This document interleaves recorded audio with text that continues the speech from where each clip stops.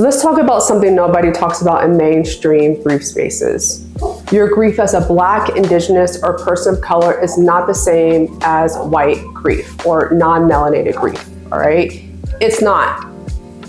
And pretending that it is forcing you into frameworks that weren't designed for you, reading books by non-minority authors for non-minority audiences, sitting in therapy with clinicians who have never had to carry what you've carried.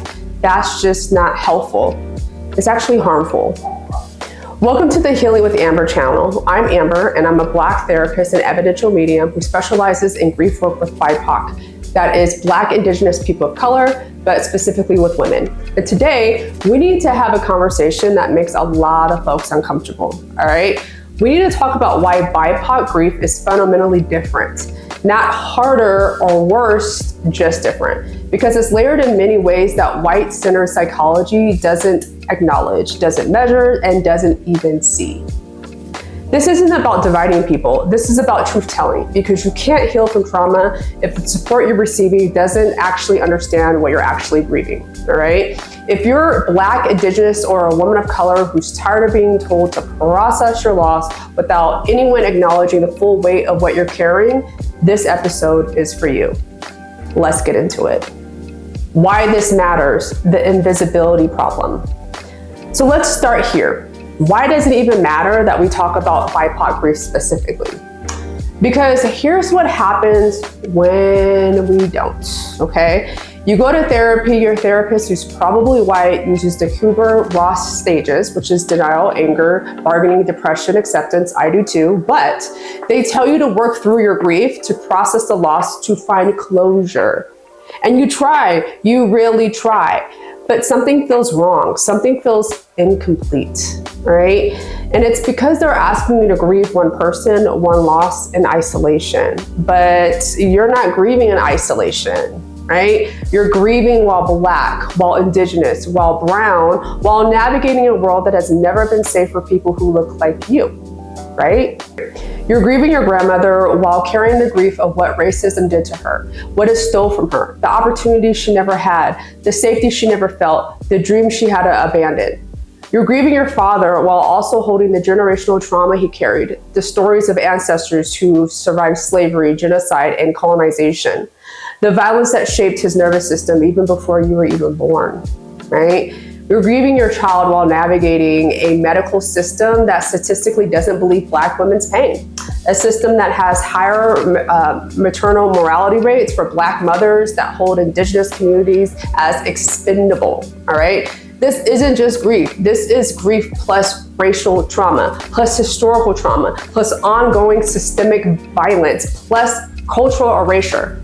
And when your therapist doesn't see this, when the grief books don't mention this, when the support groups are full of white people talking about moving on as if the world is equally safe for everyone, you feel crazy. You feel if you're doing this wrong, like you're alone, all right? So comment down below, have you ever tried to explain racial grief to someone who just didn't get it? What happened and how did it make you feel? Here's the truth, you're not doing grief wrong, the model is wrong. White-centered grief psychology was built for people whose relationship to grief and loss doesn't include systemic oppression. It was built for people who can just grieve the person without grieving what white supremacy did to that person's life. That's not your reality. So why are we using their framework? If this is landing, if you're feeling seen, hit that subscribe and like button right now, because this series is specifically for us, for BIPOC folks navigating grief in a world that doesn't want to acknowledge the full weight that we actually carry. I release videos every Friday. Cultural context. What makes BIPOC grief different? Let's break this down into 4 specific layers that makes BIPOC grief different, okay? Layer 1, generational and historical trauma. You're not just grieving the person who died. You're grieving while carrying centuries of unresolved collective trauma, okay? For Black folks, the trauma of slavery, Jim Crow, ongoing police violence, medical experimentation, woo, family separation, all of this lives in your body.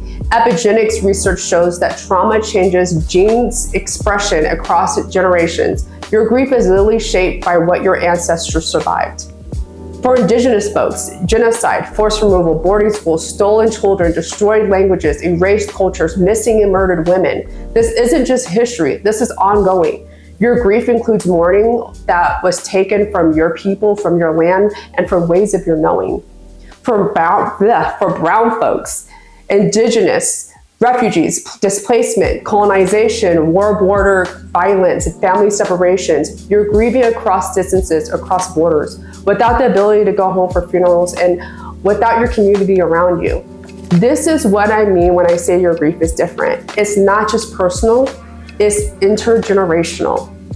Layer 2, the strong Black woman, noble savage, model minority myths, all right? Depending on your specific identity, you've been handed a script about how you're supposed to handle grieving and suffering, right? Black women, you're supposed to be strong, unbreakable, the backbone. You hold everyone else together. Crying is weak and asking for help is a failure.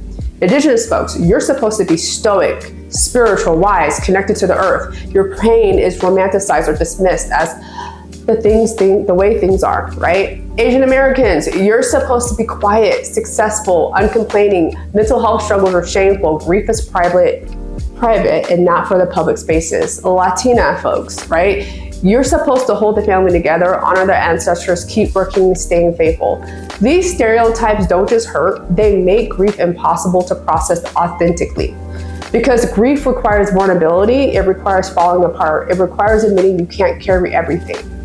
But you've been taught that falling apart isn't safe. That vulnerability gets you hurt. That showing pain makes you a target. And so you push through, you perform strength, you grieve in private, and you carry it alone. Be honest in the comments. Do you feel pressure to be strong in your grief? Where does that pressure come from? Does it come from family, community, or society? Let me know down below. Layer 3, lack of culturally competent support. Here's a statistic according to the counselingpsychology.org. Only 4% of therapists in the United States are Black, only 8% are Latino. Indigenous therapists are even lower at that, at 0.4%. And Asian American therapists make up about 11%. That means that the vast majority of mental health professionals don't share your lived experience. They might mean well, they might be trying, but they don't know what it's like to the following, all right? Fear police at your loved one's funeral, navigate racist hospital staff while your person is dying, grieve someone who was killed because of their race, carry the knowledge that your person's life would have been different, longer, fuller if white supremacy didn't exist. Navigate immigration status while trying to bury your family member. Practice grief rituals that white clinicians call magical thinking. Feel rage as part of your grief and then have it pathologized instead of understood. And here's what's really harmful. Here's the harmful part, okay? When you bring this up, when you try to tell your white therapist that racism is part of your grief, you often end up having to educate them, having to manage their discomfort, having to prove that racism is real while you're actively dying inside. That's not therapy, that's labor. That's unpaid emotional labor while you're in crisis. All right, layer 4, community and collective grief, all right? In many BIPOC cultures, grief isn't individual, it is collective. When one person dies, the whole community grieves. The church grieves, the neighborhood grieves, the extended family network grieves, right? This is beautiful. This is how it should be. This is how it should be. But white-centered grief psychology is obsessed with your personal grief journey. It treats you as an isolated individual and not as part as a collective. Speech impediment. When you show up and say my community is grieving, they don't know what to do with that. They want to focus on your feelings, not on the relational network that shapes those feelings. What's your experience? Does your culture practice collective grief or individual grief? Drop it down in the comments. I want to hear the diversity of our traditions, right? Visit my website if you feel like you need a therapist who actually understands these layers. That link can be found down in the description. I offer free therapy consultations for California residents and spiritual counseling worldwide. I help BIPOC women navigate grief through psychospiritual evidence-based counseling that centers your cultural reality, not erases it. My perspective as a Black therapist and evidential medium. So let me tell you why I do this work, why I became a therapist specifically for BIPOC women navigating grief, because I've lived it.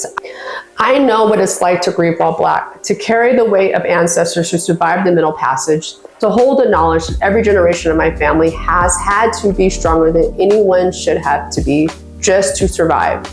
I know what it's like to lose someone and have a non-minority person say, "I'm sorry for your loss," while actively voting for policies that harm my community, to be told all lives matter, grieving someone whose Black life clearly didn't matter to a system who killed them. I know what it's like to sense my ancestors, to receive messages from the other side and have white clinicians suggest that I'm having a grief-induced psychotic break because they don't understand that spiritual connection is normal in Black culture, in Indigenous cultures, and in so many of our cultures. And I got tired of it. Tired of watching Black women in particular, because we carry so much, because we're told to be so strong, because we mother everyone else and nobody mothers us. We suffer alone, right? Suffering in silence because the support that exists wasn't built for us. So I built something different. I combined trauma-informed grief therapy with spirituality that is centered specifically on the experience of BIPOC women. This means I understand that your grief includes rage, and I won't pathologize it. Anger at the systems that shorten your person's life, at the racism that stole their opportunities, at the violence they endured. That's not a stage to move through. That's righteous rage, and it deserves space. I understand that your grief includes your ancestors. When you say you feel your grandmother near you, I don't question your sanity. I help you strengthen that connection because ancestral wisdom is real, ancestral presence is real, and you deserve support that honors that. Also, death is not real, okay? At all, but that's another time. That's another story for another time. I understand that self-care isn't enough. While white therapists love to talk about bubble baths and meditations, but you can't self-care your way out of systemic oppression. You can't meditate away the fact that your nervous system has been shaped by generations of survival. So we do real work, somatic work, ancestral work, collective healing work. I understand that moving on might not be the goal. Maybe the goal is integration. Maybe it's continuing bonds. Maybe it's keeping your person's memory alive while fighting for the justice they never received. Different cultures have different relationships to death, and none of them are wrong. I understand that you're not just grieving one person. You're grieving what could have been if the world had been fair. You're grieving the futures that were stolen. You're grieving while still actively navigating the same systems that harmed your person. And I understand that sometimes you need someone to just say it, to name the racism, to name the injustice, to validate that yes, your grief is different, and yes, the world is harder for us, and no, you're not crazy for feeling that. The support that exists doesn't fit, okay? This is why I created a practice specifically for us. Not because I think white people can't be good therapists, some are, definitely, but because you deserve the option to work with someone who doesn't need the basics explained, to get it from the first word, who holds space for all of what you're carrying. What would it mean to you for you to work with a therapist who shares your lived experiences? Comment down below. Has it been hard to find a culturally competent support? I write about this every week on Substack, the intersection of race, grief, spirituality, and healing. Practices for ancestral connection, understanding generational trauma, working with rage and grief, navigating predominantly white spaces. And I have my Grief Sanctuary membership, which is also within my Substack. You can find that link in the description. It's for BIPOC women who are done shrinking their full experiences to fit white frameworks and to bravely be who they truly are. What you need to know, honoring your whole grief. So what do you need to know as a BIPOC person navigating grief? First, your grief is valid exactly as it is. If it includes rage, valid. If it includes spiritual experiences, valid. If it includes political awareness, valid. If it includes generational pain, valid. If it includes community mourning, valid. If it includes refusing to forgive, valid. If it takes longer than anyone thinks it should, valid. You don't need to shrink your grief to make non-minority people feel comfortable. Second, you're allowed to need BIPOC specific support. This isn't reverse racism. This isn't excluding people. This is basic survival. Just like you like to seek out a therapist who specializes in trauma, if you've experienced trauma, you're allowed to seek out support that understands racial trauma, generational trauma, and cultural context. Because your healing matters, and sometimes healing requires people who get it without explanation. Third, your ancestors are with you. Whether you call it God, spirit, the universe, your ancestors, the erasure, the creator, you're not alone in this. The people who survived slavery, genocide, colonization, and displacement so that you could be here, they're still with you. They're still guiding you. They know grief. They know survival. They know how to carry the unbearable. You come from people who endure the unbearable. That strength is in your bones. Not because you have to be strong, but because when you need it, it's there. Fourth, rest is resistance. Rest is productive. In a system that profits from your exhaustion, rest is radical. In a culture that demands your strength, softness is rebellion. In a world that wants you to push through, feeling your feelings is revolutionary, okay? You're allowed to fall apart. You're allowed to not be okay. You're allowed to need help, okay? What permission do you need to give yourself around grief? Comment down below, because sometimes we need to hear it out loud to make it real. You deserve support that sees you, okay? So here's what I want you to take from this episode of Things No One Tells You About Grief. Your grief is different, and that's not a deficit. It's a reality that deserves to be honored, okay? Now, you're not doing grief wrong because you can't make non-minority centered frameworks work. The frameworks are wrong because they weren't built for you, all right? You deserve support that, I'm gonna name them out, okay? Sees your full humanity, honors your cultural context, understands generational trauma, makes space for your rage, validates your spiritual experiences, doesn't ask you to educate while you're grieving, and centers your healing. And I want you to know that that support exists. It does. Not everywhere, not in every therapy office or support group or book, but it exists, obviously, because and you're allowed to seek it out. You're allowed to demand it. You're allowed to leave spaces that don't serve you, even if they're well-meaning, right? Because your grief matters, your healing matters, your whole complicated, layered cultural, spiritual, and political experiences matter. Final question. What's one thing you wish non-minority centered grief support understood about BIPOC grief? Drop it in the comments. Let's educate, not because it's our job, but it's because we chose to share our wisdom, okay? And I want to thank you for being here. Thank you for trusting me with this important conversation. You deserve to be seen fully, okay? Now, please share this video. If you know another BIPOC woman navigating grief, send this to her. Sometimes we just need to know that we're not alone, not crazy, and not doing it wrong, all right? So thank you for being here. You are seen, you are held, and you are not alone, all right? And I will see you in the next episode next Friday, all right? All right, bye for now.